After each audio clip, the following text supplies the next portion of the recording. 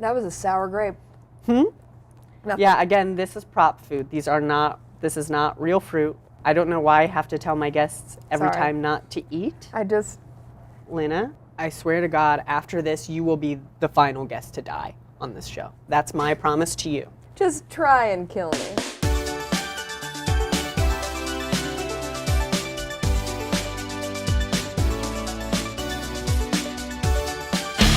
Hi, and welcome to Conversation Therapy with Patti Harrison. I'm Patti Harrison, and I'm here with one of my favorite people on this earth, Lena Einbinder. Hello. Lena is non-binary. They are a comedian, a performer, writer, model.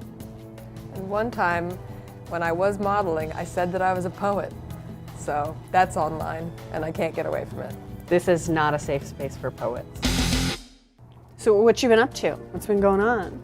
I just have been working on the public access show that I work on a lot called The Special, and keep into my daily regimen of petting dogs while I'm away from my dog to not think about that I'm away from my dog at that moment. So you're a dog person? Yeah, that's what I identify as. We'll go ahead and move on to our next segment. A segment that I named Tranecdotes. Oh, cool. Don't nod at it. So, dating. Do you have any good stories or bad stories about dating I have in New York? a lot of bad stories. Anytime I would go out with somebody, I didn't expect them to understand like my gender or anything because I have long hair, and I tend to gravitate towards people who I want to look like more, which is like masculine people. Yeah. So they're always like, oh, sweet, a chick. Really, like, only one person has, like, gotten it so far, and that's my current partner. They flat out asked me, like, what do you identify as, which is cool, and no one has ever done that. Yeah. He wears makeup, which I think is cute, because I'm a boy who wears makeup, and I don't want to kiss a boy who wears makeup. But now I get to on weekends.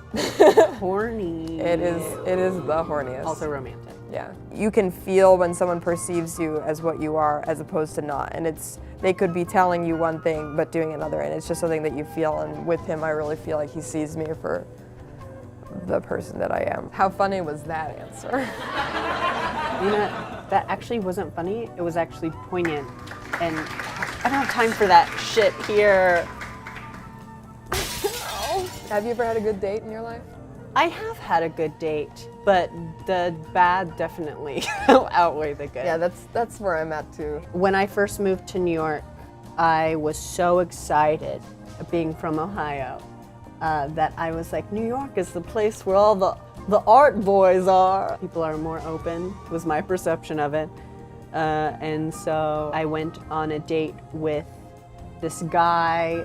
One of the first things he told me was that he was okay with seeing me, a trans woman, because when he was very young, he fractured his penis in an ATV accident. What made him him break your dick to date a trans woman? Well, it made him introspective about his manhood.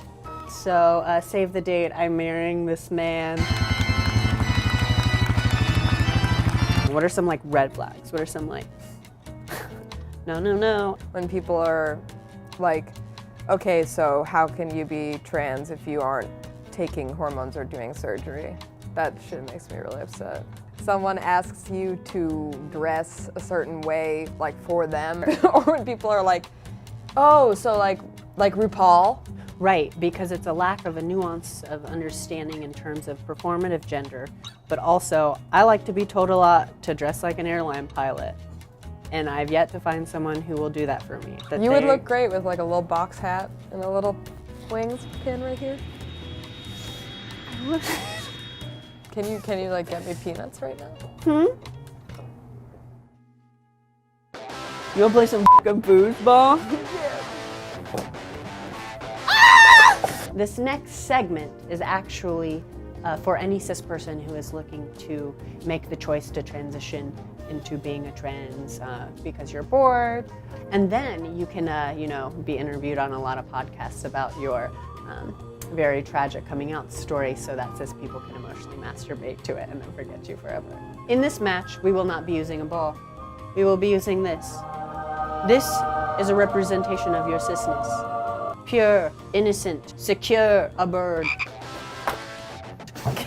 Is this what you want? Yes. You know, is this worth all the podcasts that you're gonna Punish get us this to heterosexual dove. Oh! Okay. I'm gonna score on myself. Because that's what you do if you're non-binary trans. You just constantly lose points. That's how you play foosball. Now comes the hard part of this series where I will use advanced technology that I have designed to transition Lena back to their cis majesty. It is very important to be cis. It's the coolest thing to do. Are you ready? Do you need anything? Do you want San Pellegrino before we begin? If it's my last San Pellegrino as a non-binary trans person, I will forego that luxury to emphasize the struggle that I am about to endure. Incroyable. It's time to take you to the machine. Cis me, baby. Hit my face with the men until I'm straight. Godspeed! No, don't lick it. No, stop making it a horny thing. No, I've lost control of the procedure. Well, she's lost control again, folks. You know, I really try my best every time. So can we say that's a win for the trans community, or we're just gonna call that a draw? I don't know if it's a win, but it's something. If you want, I'll stand at the end of this and you can just slide that right into my butthole. Here we go. Bye. Wow. What an amazing time I've had today with our special guest, Lena Einbinder. Thank you so much for being with us today. Thank you for having me. You can catch them performing around New York City if you're in the city. If you're not, you can check them out on the special Without Brett Davis, which is available online as a parting gift. Again, Thank you.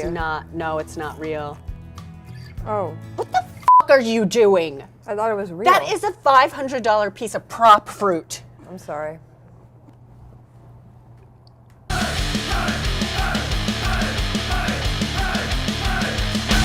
If you like this video, like and subscribe. And maybe down in the comments you can leave a suggestion of a question I can ask our next guest.